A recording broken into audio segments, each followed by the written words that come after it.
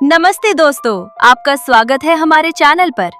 आज हम जिस कहानी को बताने जा रहे हैं वो एक ऐसी स्थिति से शुरू होती है जहां हमारी पूरी पृथ्वी परमाणु युद्ध की कगार पर खड़ी है। दुनिया विनाश के मुहाने पर है, लेकिन असली खतरा इंसानों के बीच नहीं बल्कि उस सच में छिपा है जिसे सालों से दुनिया से छिपा कर रखा गया है। ये कहानी है वॉर्डेक्स कॉरपोरेशन नाम की एक बेहद गुप्त अमेरिकी सरकारी कॉन्ट्रैक्टर कंपनी, एलियंस के वजूद और दो ऐसे आम लोगों की जिनके पास इस ब्रह्मांड का सबसे बड़ा सच है। कहानी की शुरुआत होती है डॉक्टर डैनियल से, जो वॉर्डेक्स कॉरपोरेशन में एक साइबर सिक्योरिटी स्पेशलिस्ट हैं। डैनियल को इस सीक्रेट कंपनी के काले कारनामों के बारे में पता चल जाता है। वो कंपनी के अंदर से कुछ बेहद संवेदनशील सामान चुरा लेता है, जिसमें एलियन तकनीक से जुड़ा एक रहस्यमय डिवाइस, अति गोपनीय दस्तावेज और हार्ड ड्राइव्स शामिल हैं। इन हार्ड ड्राइव्स में मशहूर रोजवेल घटना के समय से लेकर अब तक के एलियन संपर्क के असली वीडियो रिकॉर्डिंग्स हैं। जैसे ही डैनियल ये सब लेकर निकलने की कोशिश करता है, वॉर्डेक्स का निर्दयी सीईओ नोआ उसे रंगे हाथों घेर लेता है। लेकिन डैनियल हार नहीं मानता।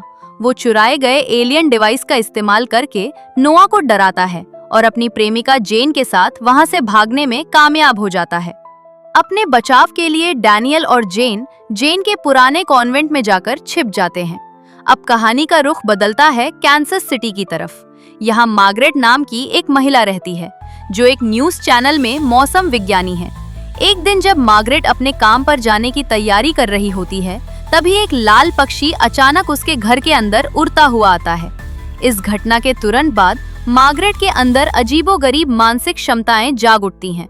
वो लोगों के दिमाग और विचारों को पढ़ने लगती है और ऐसी भाषाएं बोलने में सक्षम हो जाती है जो उसने जिंदगी में कभी सीखी ही नहीं थी।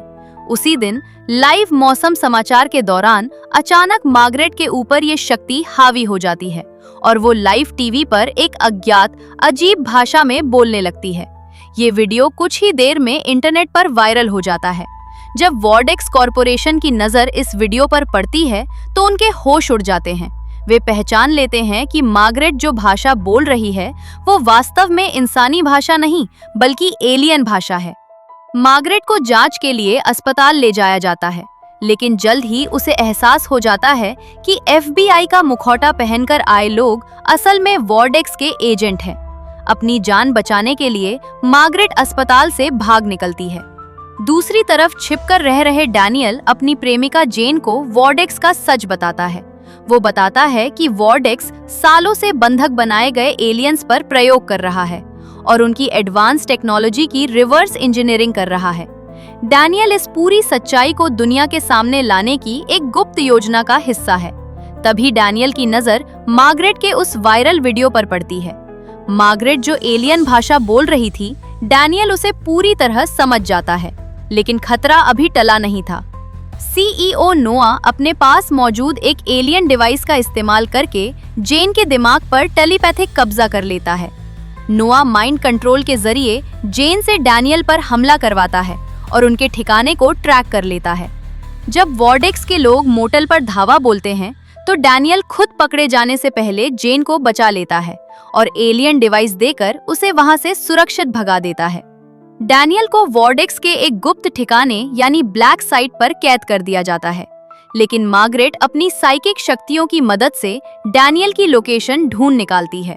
मार्गरेट वहां पहुंचती है और अपनी गहरी सहानुभूति और मानसिक क्षमता का उपयोग करके वहां मौजूद पहरेदारों का दिल बदल देती है और उन्हें डैनियल को छोड़ने के लिए मना लेती है। दोनों वहां से कार में भाग निकलते हैं, लेकिन नोआ का एक वफादार और दिमाग से अप्रभावित कैस्पर उनका पीछा करता है। कैस्पर उनकी कार को टक्कर मारकर सामने से गुजर रही एक मालगाड़ी से भिड़ा देता है। कार चकनाचूर होने ही वाली होती है कि ऐन मौके पर डैनियल मार्गरेट को कार से बाहर खींच लेता है और दोनों छलांग लगाकर चलती हुई मालगाड़ी पर चढ़ जाते हैं। ट्रेन से बच निकलने के बाद मार्गरेट और डैनियल ह्यूगो से मिलते हैं। ह्यूगो वॉर्डेक्स के पूर्व कर्मचारियों की एक टीम का नेतृत्व कर रहा है, जिसका मकसद दुनिया के सामने एलियंस का सबूत पेश करना है। ह्यूगो की टीम ने मार्गरेट की याददाश्त को वापस लाने के लिए उसके बचपन के घर का एक बिल्कुल वैसा ही ढांचा तैयार किया था। जब मार्गरेट और डैनियल वहां जाते हैं तो उनके बचपन की दबी हुई यादें बाहर आती हैं और एक चौंकाने वाला सच सामने आता है। जब मार्गरेट और डैनियल सिर्फ 10 साल के थे तब एलियंस ने उन दोनों का एक साथ अपहरण किया था। एलियंस ने उन दोनों को एक दूसरे की पूरक शक्तियां दी थीं। इतना ही नहीं, एलियंस इंसानों पर नजर रखने के लिए अपने आप को बेकसूर जानवरों के रूप में बदल कर घूमते हैं। अब वक्त आ गया था दुनिया को सच बताने का। ह्यूगो की टीम मार्गरेट और डैनियल के साथ मार्गरेट के उसी टीवी स्टेशन में दाखिल होते हैं ताकि पूरे ग्रह पर सच्चाई का सीधा प्रसारण किया जा सके। तभी नोआ की टीम टीवी स्टेशन की बिजली काट देती है ताकि ब्रॉडकास्ट रुक जाए, लेकिन सही समय पर जेन वहां पहुंच जाती है। जेन के पास वही एलियन डिवाइस होता है जो डैनियल ने उसे दिया था। मार्गरेट उस डिवाइस का इस्तेमाल करके टीवी स्टेशन की पावर सप्लाई को तुरंत चालू कर देती है। अपनी हर चाल को नाकाम होते देख सीईओ नोआ अपनी हार स्वीकार कर लेता है। अपने साथी कैस्पर की असहमति और निराशा के बावजूद नोआ सच को और छिपाने का इरादा छोड़ देता है। मार्गरेट कैमरा के सामने आती है और पूरी दुनिया के सामने डिक्लोजर डे का ऐलान करती है। उसी समय डैनियल चुराए गए सारे वीडियो और फाइल्स को सैटेलाइट फीड पर अपलोड कर देता है। एक नेशनल एंकर जिसे इस बारे में कुछ नहीं पता था, वो भी उन चौंकाने वाले वीडियो फुटेज को देखकर दंग रह जाती है और फुटेज का वर्णन करने लगती है। पूरी दुनिया थम जाती है। एलियंस के इस अकाट्य सबूत को देखकर जो परमाणु युद्ध होने वाला था वो रुकता हुआ प्रतीत होता है। कहानी का सबसे मुख्य मोड़ तब आता है जब ह्यूगो वॉर्डेक्स से चुपचाप बचाकर लाए गए एक जीवित एलियन को स्टूडियो के अंदर लेकर आता है। वो एलियन धीरे से डैनियल के कान में कुछ फुसफुसाता है। डैनियल उस संदेश को सुनता है और मार्गरेट को बताता है। मार्गरेट वापस कैमरे के सामने मुड़ती है।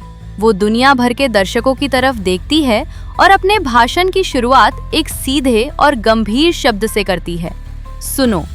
और इसके साथ ही मार्गरेट एलियन के उस पूरे संदेश को दोहराना शुरू करती है और यहीं पर ये रहस्यमयी और रोमांचक कहानी समाप्त हो जाती है। दोस्तों, ये थी इस फिल्म की पूरी कहानी।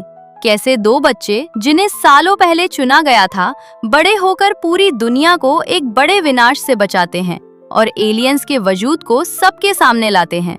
आपको ये एक्सप्लेनेशन कैसा लगा? कमेंट सेक्शन में जरूर बताएं। वीडियो को लाइक और चैनल को सब्सक्राइब करना न भूलें। मिलते हैं अगली कहानी में।